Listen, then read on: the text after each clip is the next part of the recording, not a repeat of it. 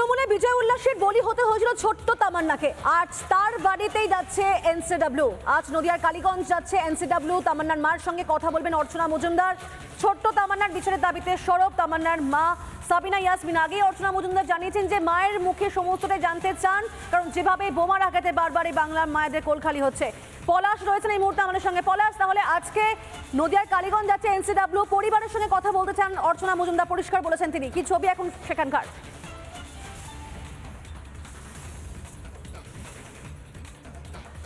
একদমই, আমি এখন দাঁড়িয়ে আছি যে কালীগঞ্জ থানার মোলান্দি তামান্নার বাড়িতে। এখানে তামান্নার মা কিন্তু একাধিকবার যেটা অভিযোগ করেছে, রাজ্য পুলিশে তার ভরসা নেই। তার কারণ পুলিশ ঠিকমতো তদন্ত করছে না।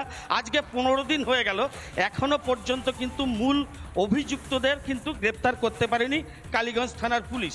অবশেষে গত দিন কয়েক আগে তামান্নার মা সাবিনা ইয়াসমিন তিনি কি করেছিলেন, কলকাতায় গেছিলেন সিবিআই তদন্তের দাবিতে। আমি একবারে সরাসরি তামান্নার মা সাবিনা ইয়াসমিনকে জিজ্ঞাসা করব, আজকে 15 দিন হয়ে গেল, এখনো অভিযুক্তরা অধরা। গ্রামে ক্যামেরা লাগানো হয়েছে, ড্রোন উড়ানো হয়েছে, পুলিশ কুকুরে অভিযুক্তদেরকে ছাড় দেওয়া হয়েছে, তারা বাইরে বাইরে ঘুরে বেড়াচ্ছে। এই জন্য সম্পূর্ণভাবে দিদি দায়ী। দিদি পুলিশকে কাজ করতে দিচ্ছে না, ডিউটি করতে দিচ্ছে না।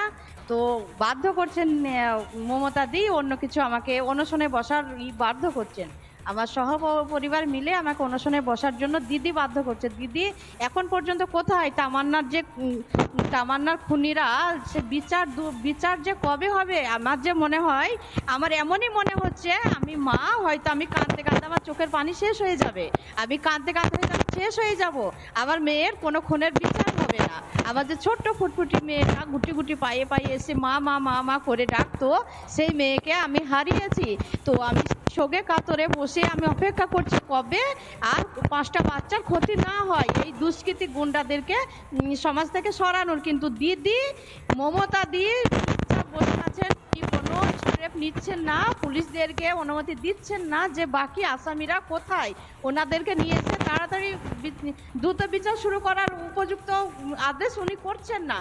ও তাই পুলিশে কোনো কাজ করছে না। এখন পর্যন্ত 15 দিন হয়ে গেল, এখন পর্যন্ত ঘুরে ঘুরে বেড়াচ্ছে। 14 জন আসামি ঘুরে ঘুরে খোলা হওয়ায় ঘুরে ঘুরে বেড়াচ্ছে। আর সাংবাদিককে আমি বলে কি করব?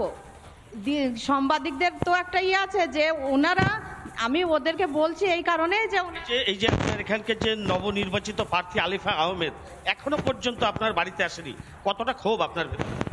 আলিফা আহমেদ যে যারই হোক, টিএমসি, সিপিএম, কংগ্রেস, বিজেপি, কিসের এমএলএ দেখার দরকার নাই। উনি একজন এমএলএ, উনি সবার জন্য এমএলএ। তো আমাদের কিছু সমস্যা হলে আমরা এমএলএকে নিশ্চয়ই জানাবো। তো এমএলএর কি করার দরকার ছিল? তামান্না গেছে, ওকে আগে আসার দরকার ছিল। ওনার জন্যই উনি ভোটে আগাচ্ছেন বলেই না বোমা নিয়ে চলে আসছে। কাওয়াল কালুর অল ফ্যামিলি বোমা নিয়ে চলে আসছে, উনি ভোটে জিতেছেন বলেই। তো সবার আগে ওনার আগে আসার দরকার ছিল। উনি আসলেন না, 15 দিন হয়ে গেল উনি আসলেন না। তারপরে উনি কি করছেন? মহরমের উৎসবে যাচ্ছেন। মহরমের উৎসবে যেয়ে উনি আনন্দ উল্লাস করছেন। ওখানে এখানে তামান্নাকে খুন করেছে, ওখানে আবার কার উপরে উনি নজর দিতে যাচ্ছেন? মহরমের উৎসবে উনি সেখানে যেয়ে আনন্দ উল্লাস করছেন। তো উনার এই যে ভণ্ডামিগুলো উনি করে বেড়াচ্ছেন, যে প্রথমেই উনি ফেল, এমএলএ হিসাবে প্রথমেই উনি ফেল।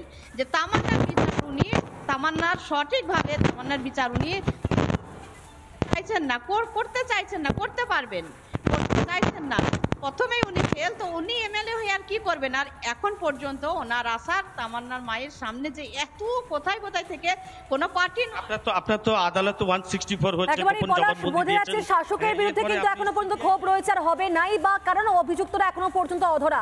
14 জনকে এখনো পর্যন্ত গ্রেফতার করতে পারেনি পুলিশ আধিকারিকরা, এবং সেখানে সরকারের বিরুদ্ধে যাবতীয় ক্ষোভ তার, কারণ মায়ের কোল খালি হয়েছে, বোমার আঘাতে মৃত্যু হয়েছে ছোট্ট তামান্নার, আর সেখানে এখনো পর্যন্ত বিধায়ক তার সঙ্গে দেখা করার সময় পাচ্ছেন না। 2 সপ্তাহ পার, উৎসব অনুষ্ঠানে যোগদান করছেন কিন্তু সেখানে যাওয়ার সময় হচ্ছে না, পাশে থাকার সময় হচ্ছে না। যে দলেরই তিনি বিধায়ক হোক না কেন, তার সেখানে যাওয়ার কথা উচিত ছিল, এমনটা কিন্তু বললেন সাবিনা ইয়াসমিন। ধন্যবাদ তোমাকে পলাশ। নানা ধরনের কন্টেন্ট দেখার জন্য লাইক করুন, শেয়ার করুন আমাদের ফেসবুক পেজ, সাবস্ক্রাইব করুন আমাদের ইউটিউব চ্যানেল। পাশাপাশি অন্যান্য ব্রেকিং নিউজের জন্য অবশ্যই চোখ রাখুন রিপাবলিক বাংলায়।